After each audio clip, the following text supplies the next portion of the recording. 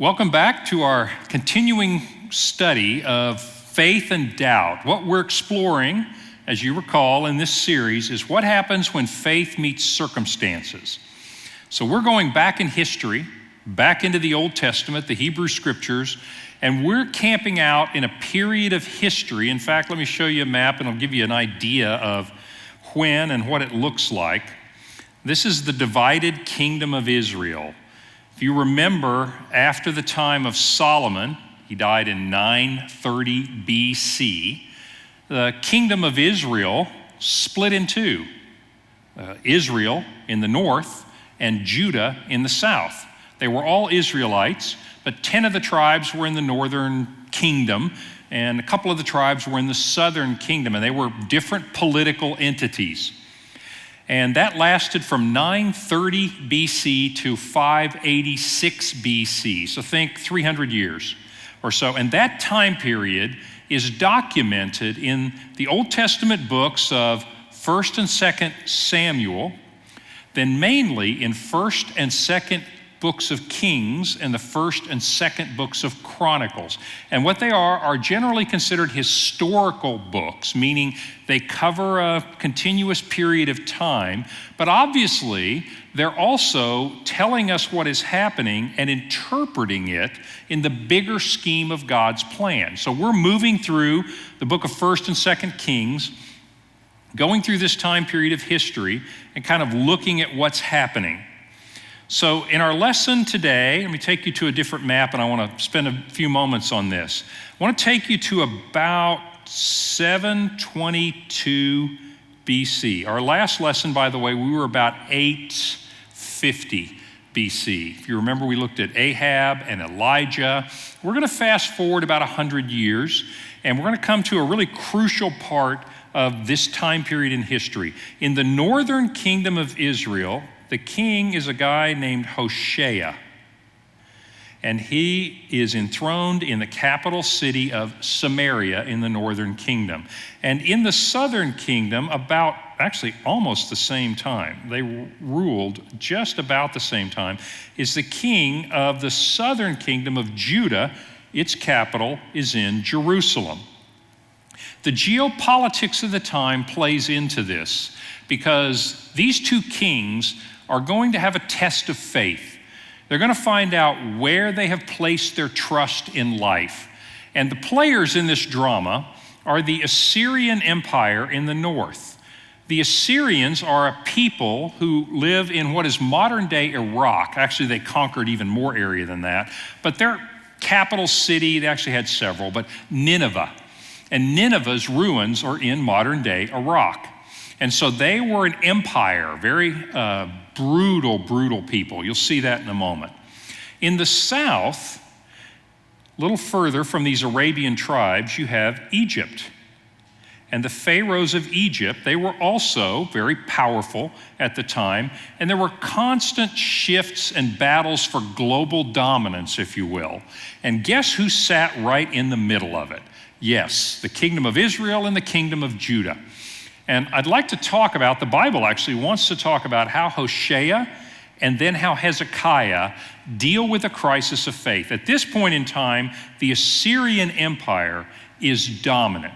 Egypt wants to get back in the game, and Egypt is actually looking for allies. I mean, they go to all these little countries around here, Moab and Ammon and Aram Damascus, which is modern-day Syria, and Edom and Judah and Israel, and they say, look, why don't we all have an alliance together against the Assyrians? Why? Well, the Assyrians were exacting tribute, taxes, heavy taxes. In other words, we'll leave you alone, you are subject to us, and you need to send us a big old check every year. So that's what's happening in the geopolitics of the region, and we're going to see how these two kings deal with that. Let's jump into the text. This is the book of 2 Kings, chapter 17, and it tells the story of Hoshea. In the 12th year of Ahaz, king of Judah, Hoshea, the son of Elah, became the king of Israel in Samaria. So Hoshea becomes king of the northern kingdom. Capital city is Samaria. He did evil in the eyes of the Lord, but not as bad as the kings of Israel who preceded him. Now that is really kind of a backhanded compliment, isn't it? He was evil, but he wasn't the worst king of Israel. And so nobody wants to be described that way, but you're starting immediately to get a sense of the character of Hoshea. Now Shalmaneser, who was king of Assyria, came down to attack Hoshea. Now, he had been Shalmaneser's vassal, meaning he'd been a subject state, and he'd been paying him tribute. He'd been paying the taxes. But the king of Assyria discovered that Hoshea was a traitor, for he had sent envoys to a pharaoh named So, who was the king of Egypt, the pharaoh at the time. The Hebrew name of him is So. And so Hoshea no longer was paying tribute to the king of Assyria as he had done year by year. So what's happening?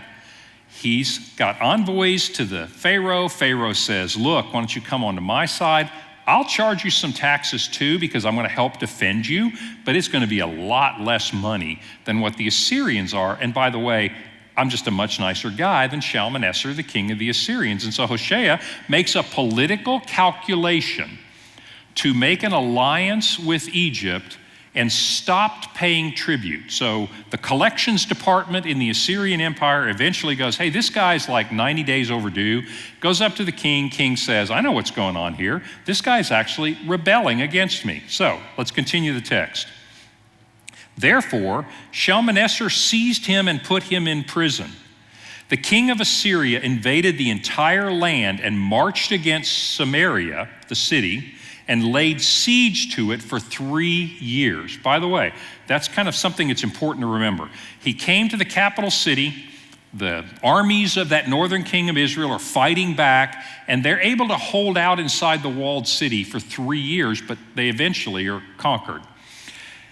And so, in the 9th year of Hoshea, the king of Assyria captured Samaria and deported the Israelites to Assyria.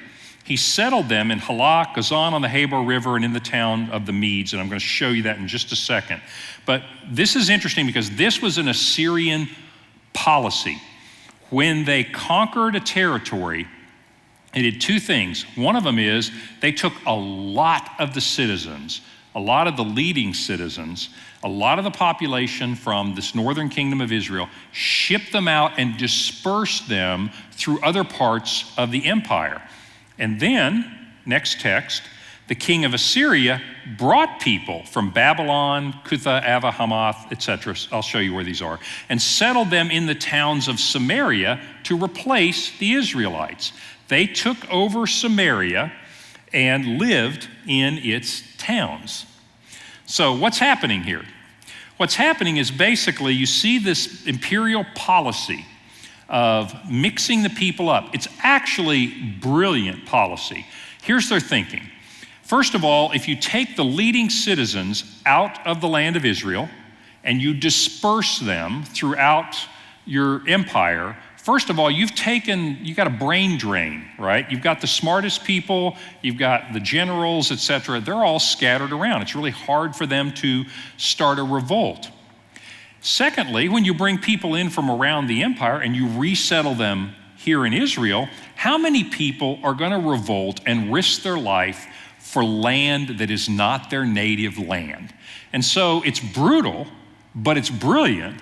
They didn't have a lot of rebellions because once they'd conquered you, they mixed the people up. Now for Israel, this is a big deal.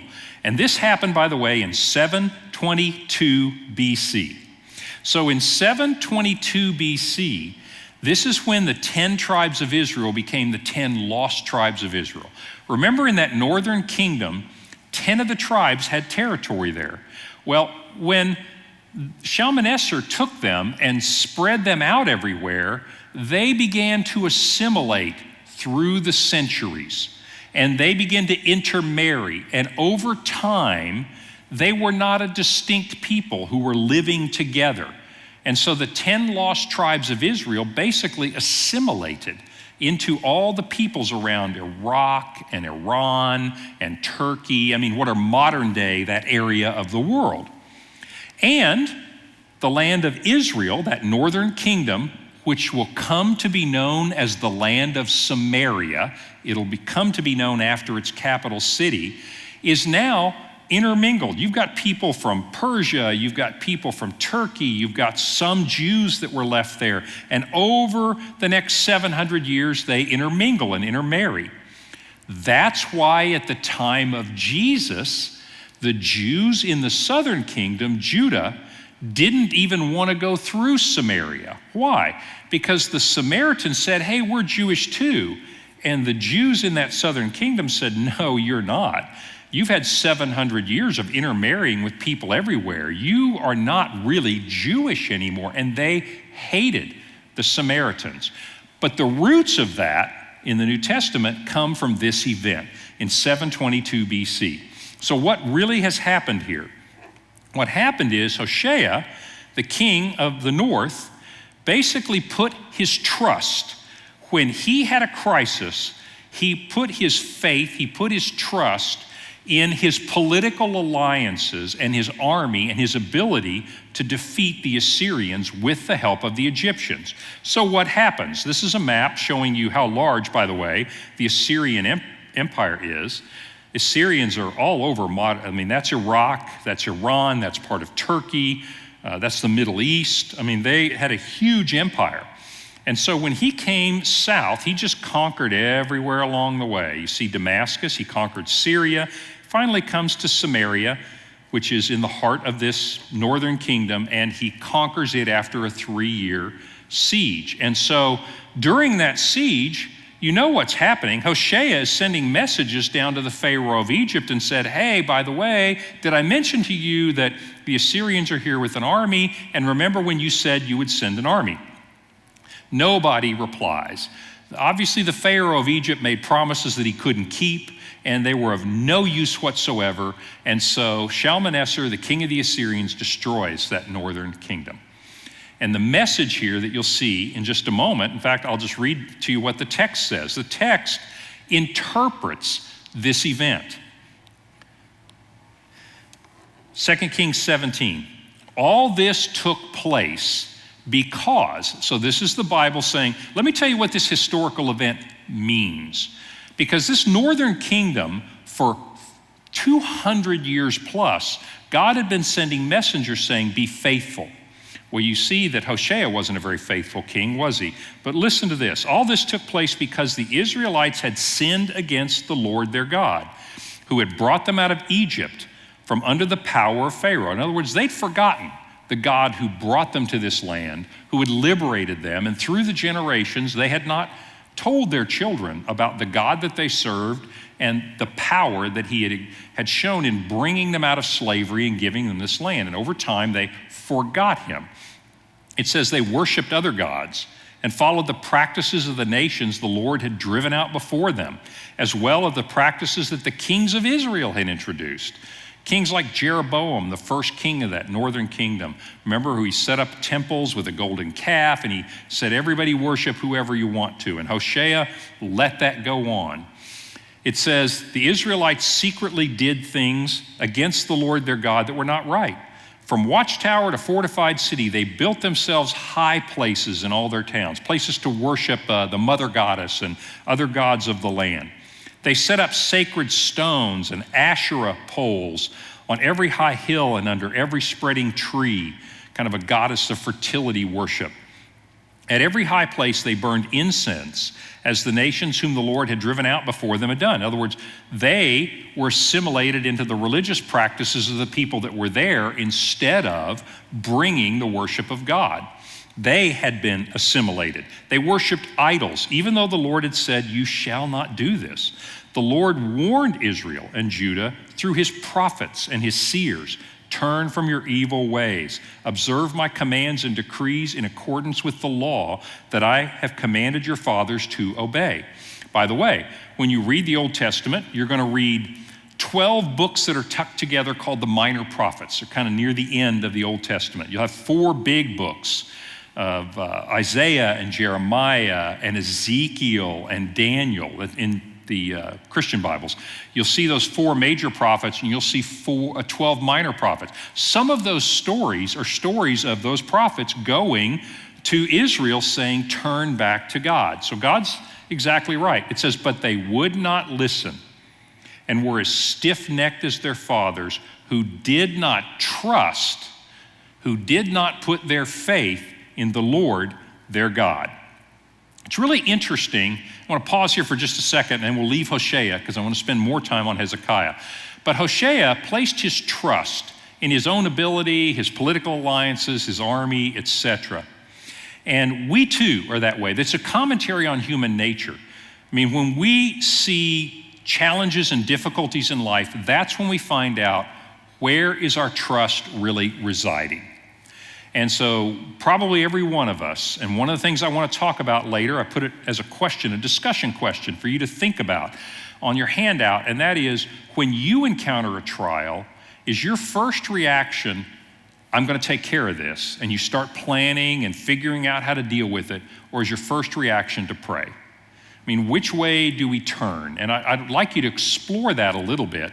But here, what did Hoshea do? He turned to his own devices.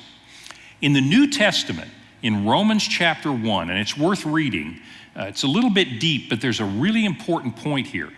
And in Romans chapter 1, it's talking to Christians, talking to us, and it said, you know, there's no excuse for people not to know that there's a God.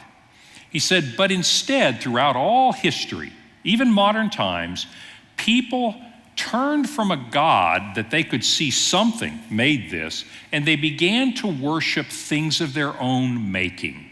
They worship gods they created. They worship money. We worship ourselves. I mean, honestly, we are self-worshipers, ultimately.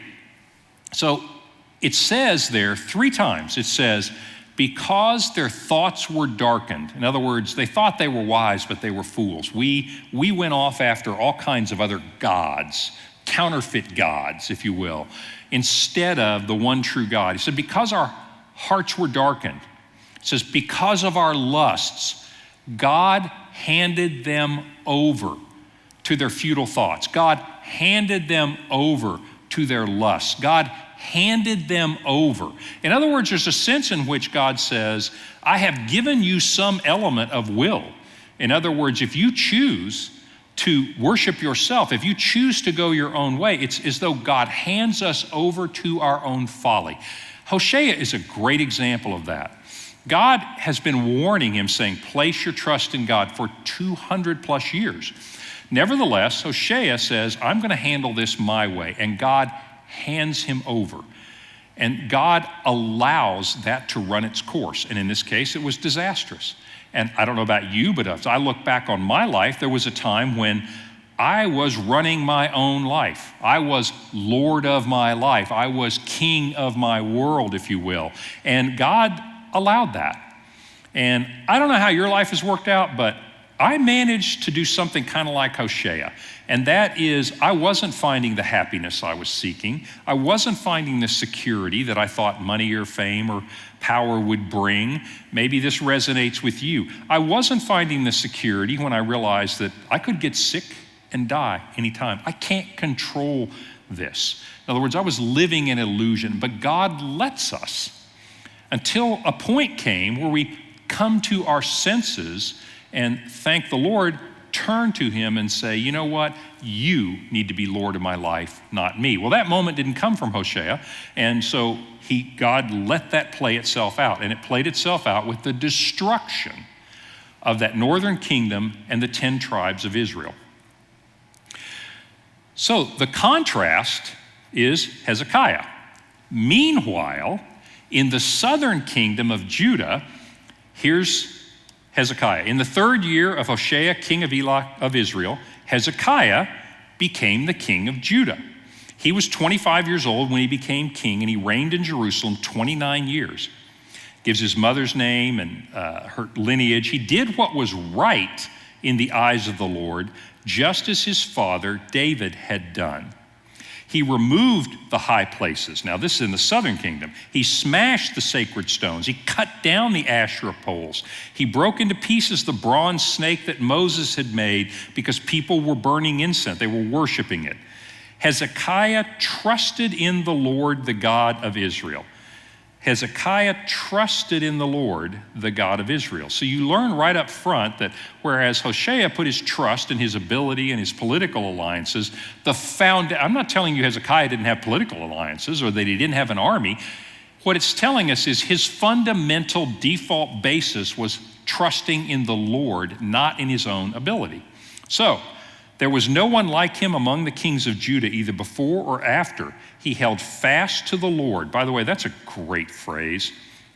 He held on fast to the Lord, did not cease to follow him. That's a great example of faith. Faith isn't a one-time thing, by the way.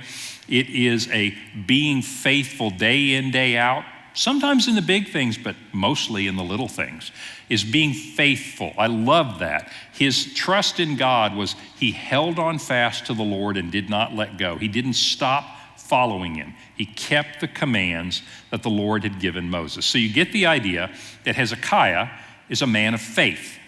He is a man first and foremost of trusting in God, wanting to be obedient, wanting to follow God. So you see the contrast between the two.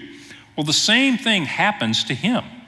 After the Assyrians attack and conquer the north, Judah keeps paying their check. I saw what happened to Israel. I'm writing you that check right now. And that lasted for a while, from 722 until about 701 BC. There's a new king in Assyria, and this king gets a little greedy and he wants more from Judah. Let's see what the text says. 2 Kings 18. In the 14th year of Hezekiah's reign, Sennacherib, king of Assyria, new king, attacked all the fortified cities of Judah, and he captured them. So Hezekiah, king of Judah, sent this message to the king of Assyria at Lachish. I'll show you where this is. He basically invaded, and he said, I'm going to conquer all these places. I'm going to take everything that you have. And when Hezekiah in Jerusalem heard about this, he said, I have done wrong.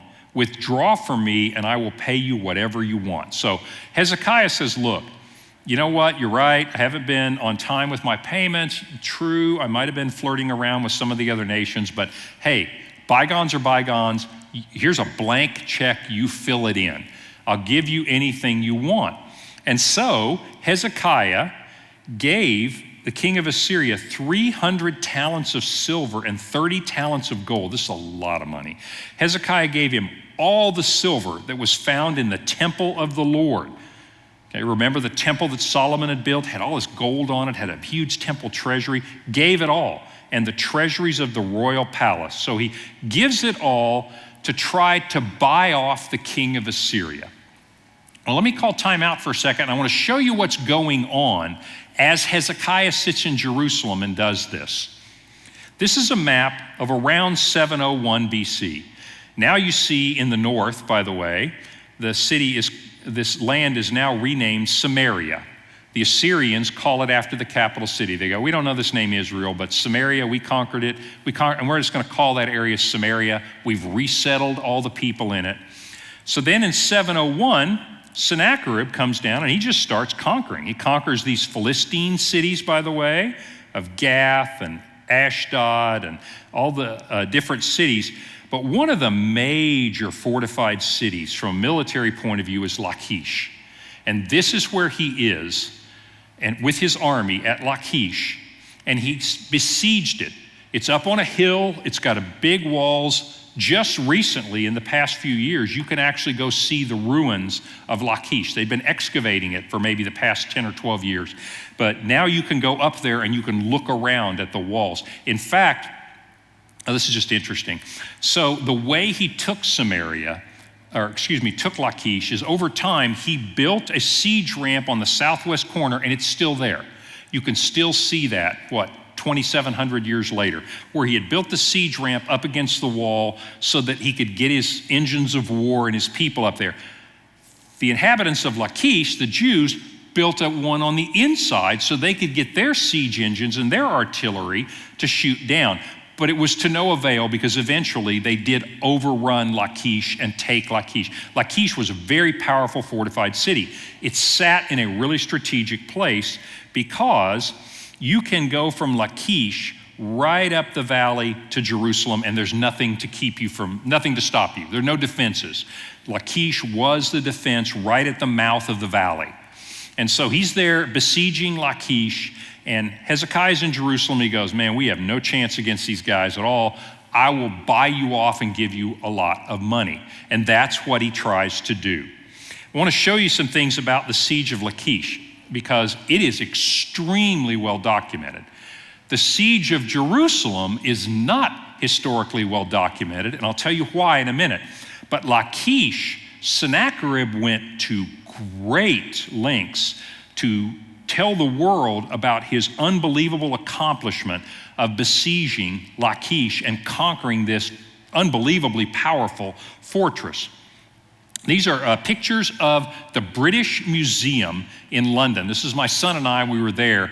I want you to look at those big stone panels on the wall.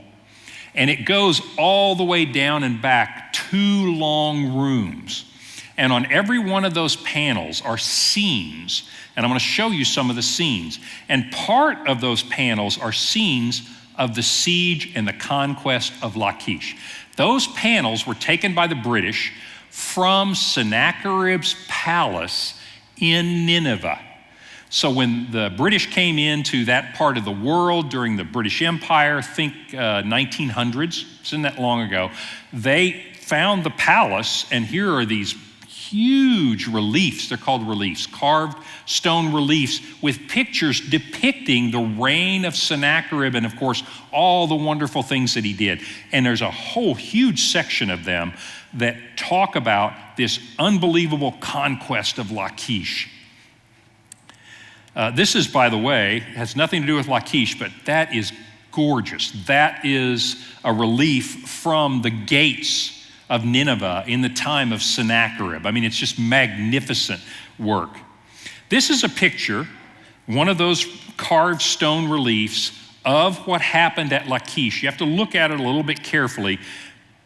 By the way, this part's rated PG-13 from here on out. I want to tell you what the Assyrians did, and it's not kind. So these are Assyrian soldiers down here. They're lifting up really sharp, big, tall sticks, and these are some of the defenders of Lachish who have been speared and impaled and just left to hang up there as a symbol that, hey, we conquered this place and look at all the people that we have killed. They killed everybody there. They impaled people. And you can see all these scenes around there are of them killing the defenders of Lachish and completely conquering them. Show you another one. You see these little hats? You can tell the Assyrian guys because they have those funny pointed little hats. Well, they weren't funny at the time because they were brutal. You see, they didn't just want to conquer Lachish. They were really smart, evil, but smart. They realized if we conquer Lachish and we do all of these atrocities and then we tell the whole world by making things like that. I mean, think about it.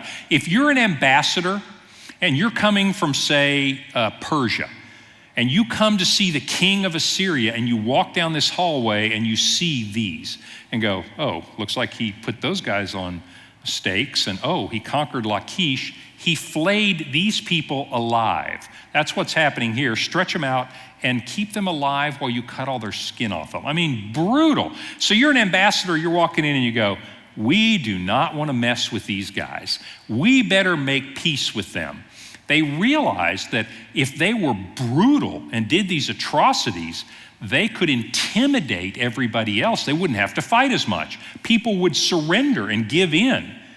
By the way, that's not just an ancient practice. In that very same part of the world, that's exactly what ISIS did, was let's be brutal, we'll do atrocities, and we will intimidate our enemies. It's called terrorism, meaning we will invoke terror in our enemies because they'll realize those people will do brutal things to you.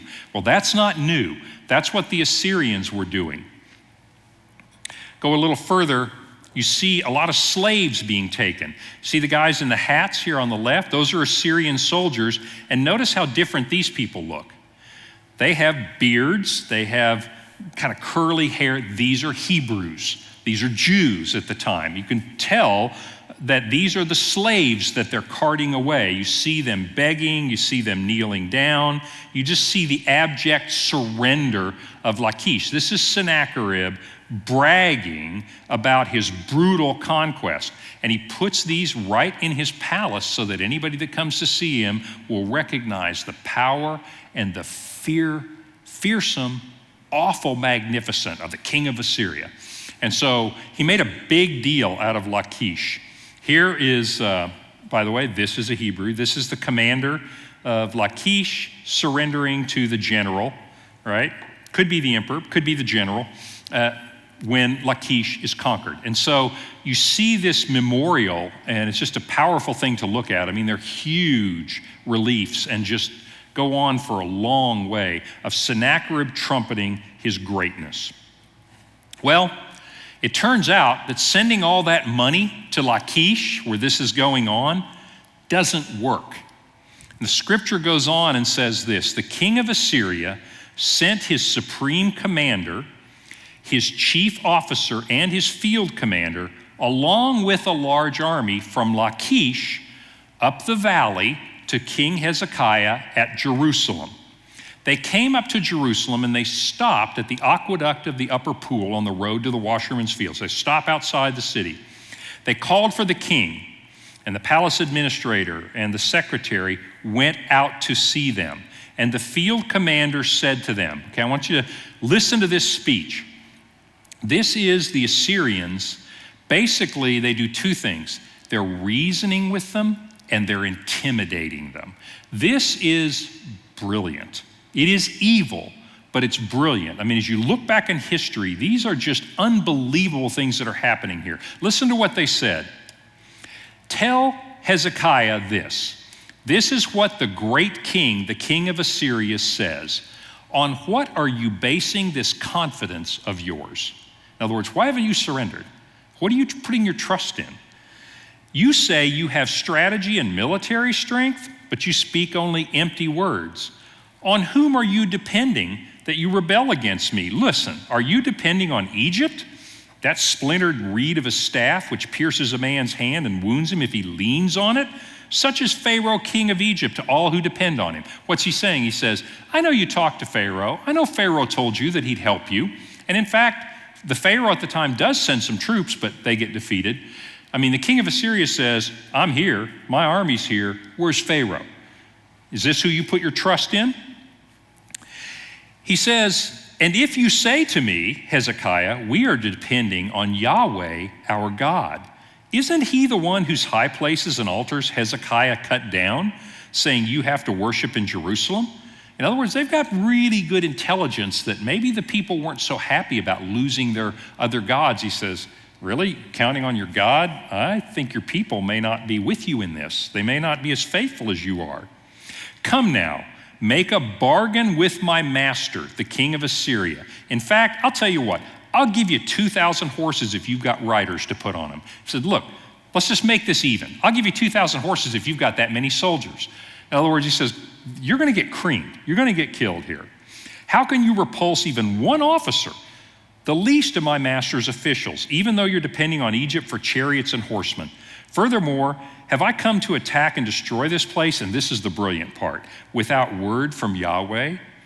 Yahweh himself told me to march against this country and destroy it.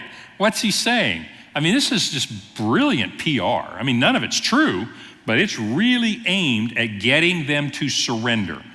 Now, he may still kill them all, but the point is, he doesn't want to go to a lot of trouble. Remember, it took him 3 years to besiege Samaria. He doesn't want to spend 3 years besieging Jerusalem. He wants to intimidate them. By the way, little faith lesson on the side. Sin would always rather intimidate you than conquer you. Sin would always rather intimidate you than conquer you, because you know what? The Bible says flee the devil. The Bible says resist sin, turn to the Lord. Sin would like to tell you, look, let's not kid around here. There's no way that you're going to be able to resist. You know yourself. You've given in the past. You're probably going to give in the future. Come on, let's not fight this battle. Why don't you just go ahead and give in now? By the way, I talked to God. He'll forgive you if you do. I mean, listen to this speech. Isn't this the speech of the devil talking to you and me about our sin? Well, I want you to see what Hezekiah does because it's a great model for how to deal with this kind of intimidation. So then the servant said to the field commander, please speak to us in Aramaic, and we understand it. Don't speak to us in Hebrew because the people up there on the wall can hear you as you speak in Hebrew. This is a nice little historical touch. In other words, by that time, they weren't really speaking Hebrew so much. They were speaking what today would be called Syrian. Okay, it's related to Hebrew, but it's not Hebrew. So Aramaic think of it as kind of Syrian of that day. And he said, look, don't speak to us in the language they understand. Why don't you speak to us in another language? And so then he realizes, you don't want the people to hear this. Listen to what he says. But the commander replied, was it only to your master and you that I was sent to say these things and not to all these soldiers on the wall? Of course, he keeps speaking in Hebrew so they can hear it. They, like you, are going to suffer. I'm cleaning this up a little bit. Then the commander stood and he yelled in Hebrew, hear the word of the great king, the king of Assyria. This is what the king says, you soldiers. Don't let Hezekiah deceive you. He cannot deliver you from my hand. Don't let Hezekiah persuade you to trust in Yahweh when he says that Yahweh, the Lord, will deliver us. This city won't be given into their hand. Don't listen to Hezekiah. This is what the king of Assyria says. Make peace with me and come out. Every one of you will eat from your own vine and fig tree and drink water from your own cistern. I'm going to come, I'm going to take you out of this land, but I'm going to take you to a place that's even better, a land of grain and bread and vineyards and olive trees and honey. Choose life, not death. Don't listen to Hezekiah. He's misleading you when he says the Lord will deliver us. I mean, let's face it, guys. Has the God of any other nation delivered them from the hand of the king of Assyria? I mean, literally, just leave aside the fact that this is the Bible. This is brilliant. I mean, this is unbelievable history, and this is huge intimidation, huge temptation. It's the promise of sin saying, look, you'll be happy if you do this. It's the commander saying, why do you want to die? Why do you want to fight? Why don't you come on out and I'll send you to a place that's even better than this. In other words, sin overpromises, and so did the commander of the Assyrian troops. So that's what he says. Well, what happens? When King Hezekiah heard this, he tore his clothes, put on sackcloth, and went into the temple of the Lord. Tearing your clothes, putting on sackcloth is a way of saying, oh, it's grieving. Oh no. He's right. They're going to cream us. I mean, we are not going to beat these guys.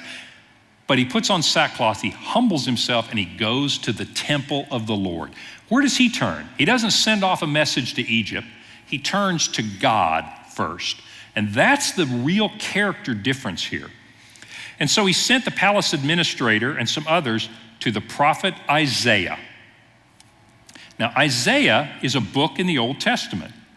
And the prophet Isaiah is one of the great prophets. He prophesied about the Messiah, etc., but he lived at this time. He was in Jerusalem when that army came up. I want to connect pieces of the Bible. So when you read the book of Isaiah, he's living at this time, and this is what's happening, and he's in the temple. By the way, just a little historical reference, recently there were a couple of little seals that were found in Jerusalem, in an old part, the old city of Jerusalem, and one of the seals had the name of Hezekiah, and one of the seals had the name of Isaiah. Now, what are seals? Seals are things where you impress onto the wax, in this case onto the mud or clay, and you would seal correspondence. Well, those little seals were found in the rubble, and it's just more archaeological evidence that, well, what the Bible's telling you really happened. Hezekiah and Isaiah were there at the same time. In fact, those seals were on tour, and they were here in Guthrie not too long ago. So just a side note that what the book of 2 Kings is talking about, Isaiah also talks about, and archaeology tends to confirm the truth of this story. So what does he do? They told him, to Isaiah. They said, Hezekiah says this is a day of distress and rebuke and disgrace, when the children come to the point of birth and there's no strength to deliver them. It may be that the Lord your God will hear all the words of that field commander, whom his master, the king of Assyria, has sent to ridicule the living God, and that he will rebuke him for the words that he has said. Therefore, pray for those of us that still survive. Now, when King Hezekiah's officials came to Isaiah, Isaiah said to them, tell your master, tell Hezekiah, this is what the Lord says, do not be afraid of what you have heard. Those words with which the underlings of the king of Assyria have blasphemed me, listen, I'm going to put such a spirit in him that when he hears a certain report, the king of Assyria is going to leave and go to his own country, and there I will have him killed with the sword. So what's happening here? Isaiah is basically saying to him, he says, look, I have foreseen this, I have planned this, and since you've come to me, I'll tell you what's going to happen. The king of Assyria is going to leave Lachish, and he's going to go back, and he's going to die in his capital city. Let's go on.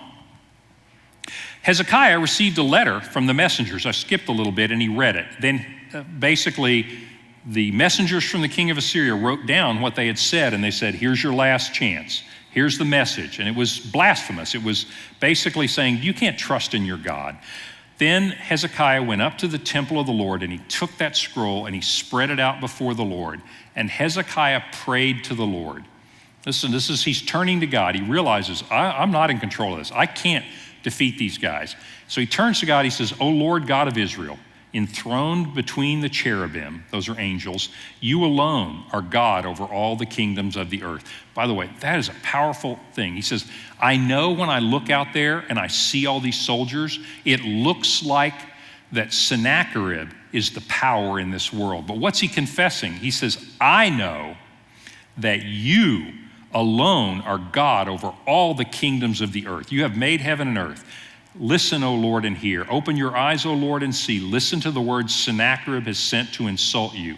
It is true, O Lord, that the Assyrian kings have destroyed all these nations and their lands. They've thrown their gods into the fire and destroyed them, because they weren't gods. They were just wood and stone made by men's hands. But now, O Lord our God, deliver us from his hand, so that all the kingdoms, why?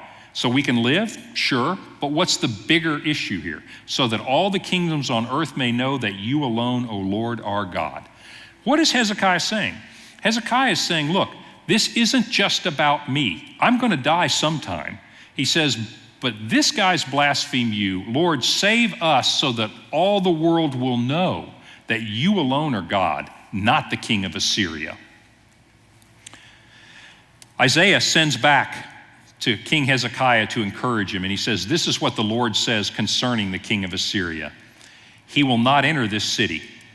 He won't even shoot an arrow into Jerusalem. He will not come before it with shield or build a siege ramp against it. By the way that he came, he will return. He will not enter this city, declares the Lord. I will defend this city and save it for my sake and for the sake of David, my servant. And then the scripture tells you the resolution of what happened here. He says, that night, the angel of the Lord went out and put to death 185,000 men in the Assyrian army. When the people got up the next morning, they were all there, the dead bodies. So Sennacherib, the king of Assyria, broke camp and withdrew. He returned to Nineveh and stayed there. So he had conquered almost all the cities in Judah. He did not conquer Jerusalem. That's why in Sennacherib's palace, there aren't scenes there of conquering Jerusalem. There aren't scenes there of taking slaves out of Jerusalem. All the scenes are of Lachish. Historically speaking, when he got to Jerusalem, something happened. Biblically speaking, God intervened and 185,000 of his soldiers died. Some people say, oh, they died of a plague or they died of something else. I don't know. I don't care how they died. What I know is the Bible said God did that. And sure enough, historically, he goes back and he puts all this bragging on his walls.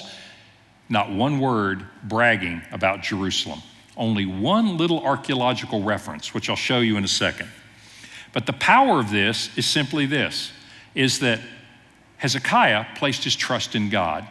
And however it turned out, he said, God, you are God. And he prayed that prayer whether or not they won that battle. In other words, he placed his trust in God, not because of what happened. He said, I'm with you no matter what happens here. That's our response to the intimidation of sin. It may be that we go to God and we say, Satan's right. I've given into this temptation before. He's right. It's hard for me. But you know what? I'm not with him. I'm with you. Strengthen me. Save me. I'm surrendering to you. The way Hezekiah dealt with this threat in his life is the same way you and I deal with the threats to our faith, the things that want to destroy us in our lives. One last historical note. Sennacherib also created a stela. Remember I told you about stelas? They are like pieces of stone where you carve. I mean, these big things he carved on the walls were like way over and above. I mean, unbelievable. But typically, they would have a stone and they would carve on it, all the great things they did in the bragging. He actually did what's called a prism. You can see this stone. The stone is not just one-sided. It's written all the way around the stone. And he talks about his conquests as king. I mean, he did this in a lot of places. He set these things up all over the kingdom so everybody would know, oh my gosh, did you hear what they did in Lachish? Do not mess with this guy. But listen to what he says about Jerusalem. As for the king of Judah, Hezekiah, by the way, this is an extra biblical reference to Hezekiah and kind of historical verification that what your Bible is teaching really happened. He didn't submit to my authority, so I besieged and captured 46 of his fortified cities, along with many smaller towns. Taken in battle, I took as plunder over 200,000 people, both small and great, male and female, along with all kinds of animals. As for Hezekiah, I shut him up like a caged bird in his royal city of Jerusalem. I then constructed a series of fortresses around him, and I did not let anybody get out. Well, the interesting thing about that is what's not there. It doesn't say, oh, and I conquered Jerusalem. Oh, and by the way, I killed Hezekiah. Instead, it just said, I put my army all around him. That guy couldn't go anywhere. It was total shelter in place. In fact, I bottled him up like a bird in a cage. That's archaeological evidence that he didn't conquer Jerusalem. A lot of people look at the account in the Bible and they say, I don't know, I can't believe that God actually intervened here and 185,000 soldiers died. Well, all I know is the archaeology says something happened there, and you're going to have to fill in the blank with something pretty spectacular because there's no reason in the world he's going to stop and not conquer Jerusalem. So my point is, the history and the archaeology can't prove every detail of the Bible. In fact, it can't prove every detail of anything, but it is extremely suggestive that what the Bible is telling you really happened and is really true. One final note. Isaiah said the Lord said that he's going to go back the way he came. Sure enough, he did. Said he packed up and he went back to Nineveh. He says, but there he's going to be killed with the sword. And here's sort of the postscript of this story. It's in 2 Kings 19. One day, while Sennacherib was worshiping in the temple of his god Nisroch, that was one of the gods of the Assyrians, so he's gone back, he's in there worshiping, his sons Adramelech and Sharezer cut him down with the sword, and they escaped to the land of Ararat. They went to Turkey. And Esarhaddon, his son, succeeded him as king. Now, does it really matter what happened to him? Not really. I mean, the big part of this story is Hezekiah has got nothing but his faith in God, and God delivers his people. In other words, God did what he said he would do, and Sennacherib heads back to Nineveh. The story ends there. Nothing changes. But God's promises come true in every detail. Sometimes you wait for it a little bit. Sometimes it's a little different than you might have expected. But Isaiah said the Lord said he would return, and he would never set foot in Jerusalem, and all those things were true. But he also said, and by the way, he's going to be killed with the very sword that he killed so many other people with, and it actually happened. And my point to you is that God is faithful in the big promises, but he's also faithful in the little things. God will accomplish what he has told us that he will accomplish. Well, there are a lot of things to think about in this lesson, a lot of things that we could examine: the nature of obedience, the nature of trusting God, the nature of making our own preparations, And I'd like for you to think about those things. Like I say, there's some questions on the handout for you to kind of think a little further into this. But the major idea here is simply this, that when we are faithful to God, we place ourselves in His hands, we cannot be defeated. Jesus is going to say the same thing. Remember what He said? This is kind of something you may not remember, but He said, don't fear him who can kill you. I'm paraphrasing just a little bit. Who can kill you and then can't do anything else. If you want to be afraid of someone, be afraid of the one that can kill you and your eternal soul. What He's saying is God is the only one worthy of your allegiance. Sennacherib might kill your body, but God holds your future in His hands. And that is a powerful reminder. When sin comes knocking at our door, when temptation comes knocking at our door and says, you can't really trust God. You know you've failed in the past. You know that it's not going to be enough and you're going to fail again. And you know what? He's not going to accept you. He's not going to love you anymore. When those things happen to us, we turn to God and we say, I don't fear the one who can kill this body, but you have my allegiance. Next time, we're going to fast forward just a little bit. I want to look at another king who was faithful. And he was faithful in a little different way because there are a lot of angles to our faithfulness and there are a lot of lessons from the kings. So as you take this and you get the so what of this lesson is that God is faithful and there's nothing, no king of Assyria, no sin or temptation, no addiction, no problem, no brokenness that God can't overcome. God bless you this week.